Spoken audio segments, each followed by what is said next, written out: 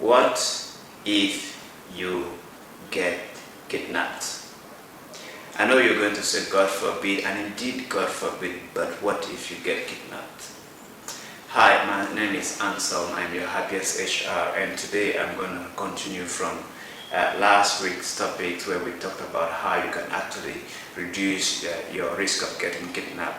But now this question today is, what if you get kidnapped? Why am I really bent on talking about this? I'm bent on talking about it because there's a current situation going on. A colleague of mine had a friend who was traveling from Abuja to go and meet his family in Kano State, and on getting between the axis of Abuja and Kaduna, he got hijacked by kidnappers. Now, as they hijacked him, they asked for his ID card. He presented his professional ID card, and he was working with an institution that has to do with Inland Revenue Services in Nigeria. And so the next thing they asked for was for asking for a contact that could be linked to ask for ransom. So they called his wife. His wife's number was given. Now, when his wife's number was given, she was so panicky. They asked for 50,000 naira, and because she was panicky, she even said that they could provide 10 million naira. And so this guy realized that, well, they're actually dealing with a high network guy, and they upped their game for 25 million naira. As I am talking to you today, the 25 million naira has been paid, but the man is still in the custody of the kidnappers. So the question still stays, what if you get kidnapped? I'm sorry, I'm going to have to talk slightly slow because I've had a dental surgery and I'm required not to talk that much, but I'm better, I'm recovering. So this is my hope that this is going to help us so that when you are well, your employer will not have to worry about other stuff like ransom. You will be safe. Also, we have a good team working in our organizations, our companies, and our offices. Now, probably some few things probably need to know about kidnapping and kidnappers. There are various forms of kidnappings. We have express kidnapping, where somebody gets to you, you get somebody at an ATM, or quickly kidnap somebody to withdraw some money from an ATM, to get money from a safe or somewhere, just quickly get the cash and we'll just go. That's express kidnapping. And then we have the tiger kidnapping. The tiger kidnapping is the type that somebody is being kidnapped to partake in a crime. So you have warlords doing those when you have armed opposition groups doing that, you have mafia groups doing that. That is tiger kidnapping.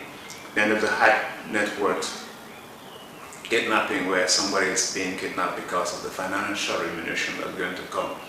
For those of us in Nigeria, we were very, very aware of what was happening in the Delta, in the Niger Delta region, where expatriates were being kidnapped because of their high net worth value.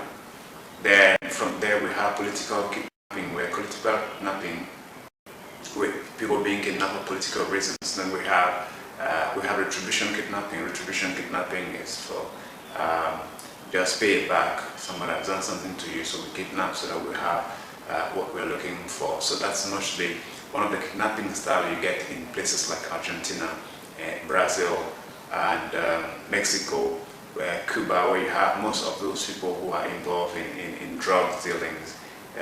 So those want to a lot of retribution kidnapping.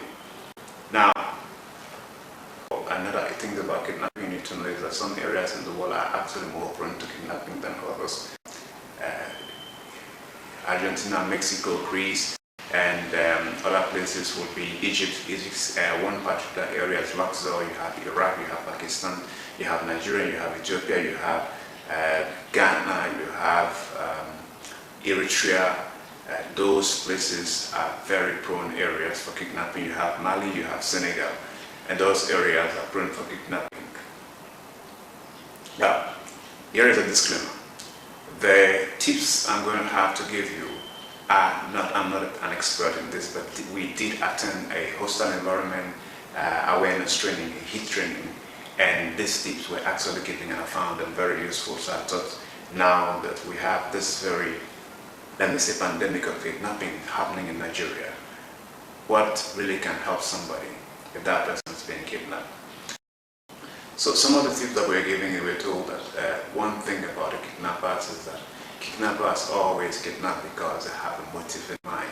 One of the motives might be some of those on mission. Maybe it was because they are looking for quick cash, maybe it's retribution, maybe for someone to join a crime, as in the case of tiger kidnapping.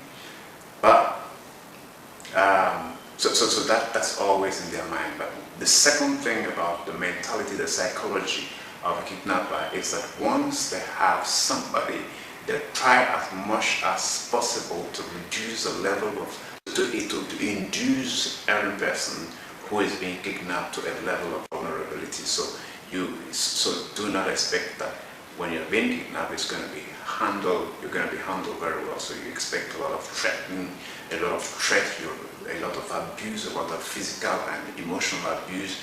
You expect a lot of a lot of shouting. So that's because the goal is to bring you to a point where your level of confidence is being taken and you feel very vulnerable and you become very compliant, both emotionally and physically. So that's one thing about the psychology of a kidnapper. And you will need, you're going to have to expect beating, shouting, screaming, emotional torture, physical torture. Everything is happening. We were also made to understand that when someone is being kidnapped, some few behaviors, some few characteristics, some few attitudes are going to have to help. One of them is that you need to know that you are, as long as you are alive, you are of value to the kidnapper.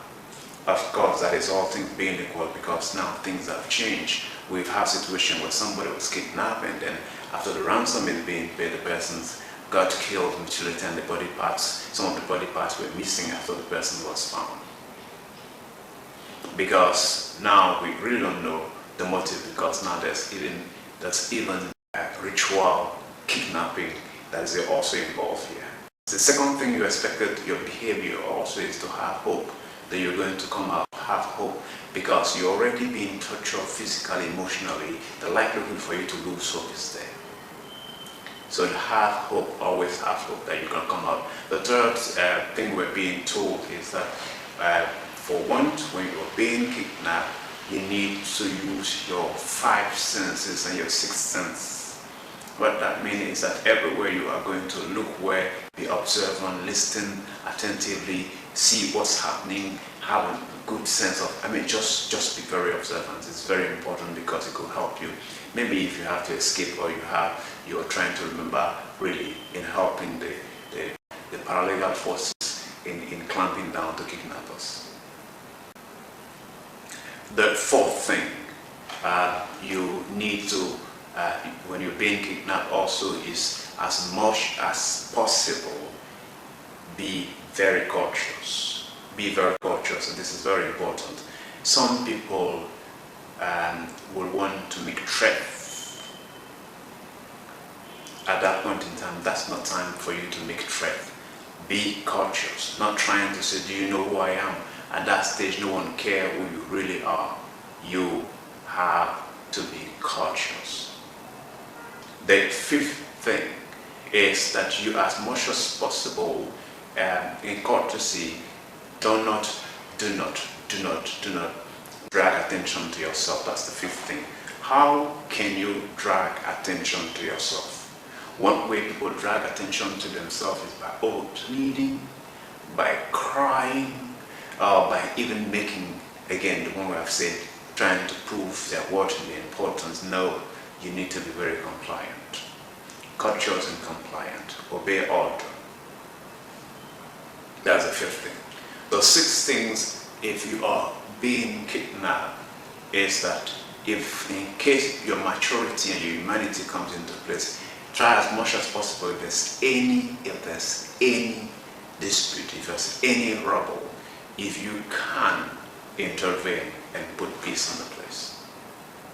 Those are very, very important 6 tips that you need to know and you need to have the behavior you need to portray if you are being kidnapped. What if you are being asked to make a proof of life call or video? Should you comply? Will that not make your people at home worried? Well, remember again, as much as possible, it's very important to comply because the kidnapper is looking for ransom. And if you make that call, they might be worried, but they also know that you're alive. So the proof of call is very important. Do it as much whenever you're required to do it. It gives hope to the people who are looking out for you. So now, what if, in the case of event, there is a breakout by the security forces?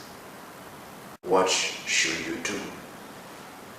Good news, isn't it? Well, that's very good news. These are 3 things you need to do. Whenever there is a breakout by security forces to try to rescue the hostages, you should, as much as possible, try to just go straight on the floor, hands out there, face down.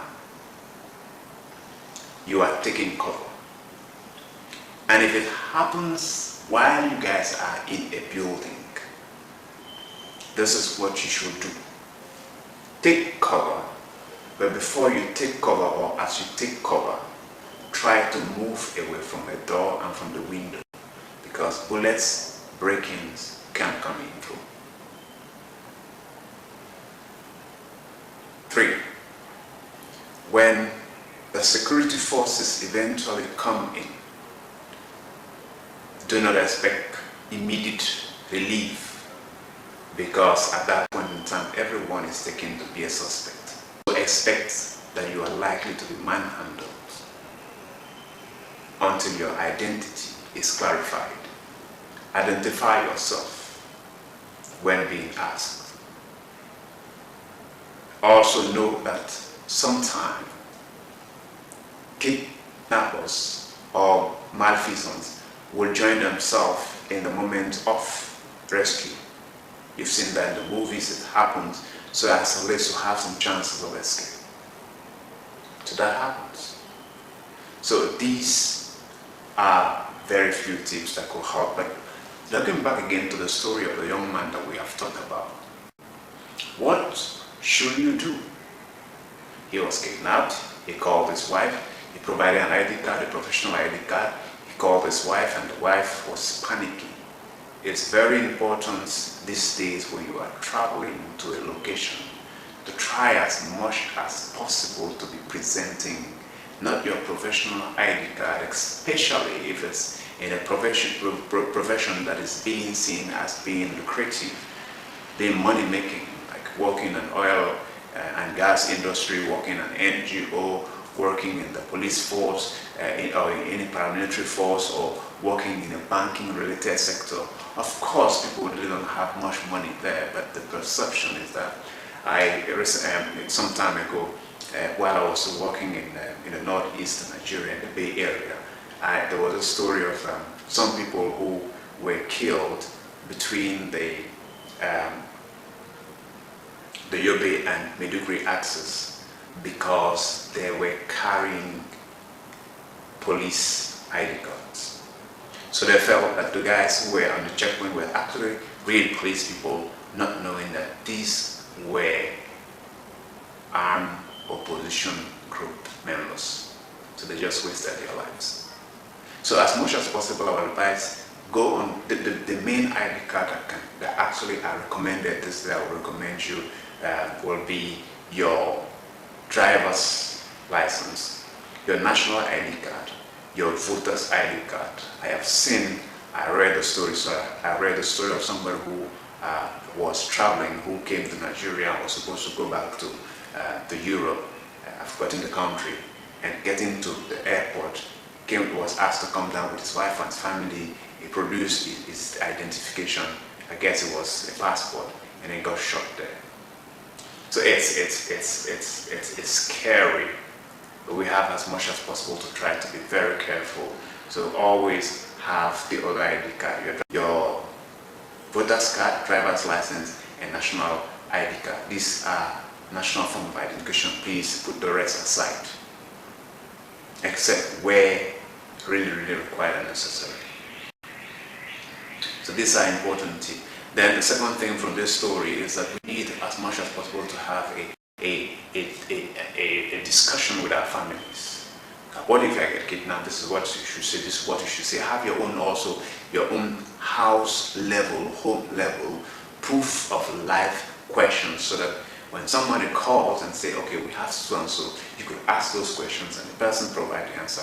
It's very important. Have a home base, your household level proof of life questions. That's important. Discuss those things. If they ask, say, how do you feel? Let every person be prepared. I'm not saying that's going to happen. I don't wish it to happen to any person, but these are very important tips that I think we should all have. At best, let's try to adhere to some of those safety rules that I did talk in the previous video. Once again, my name is Ansel. If you feel that the information shared are very important, they are very useful, they could help someone's life, please don't hesitate to share. I'll be so happy for you to share them. And let's see what happened.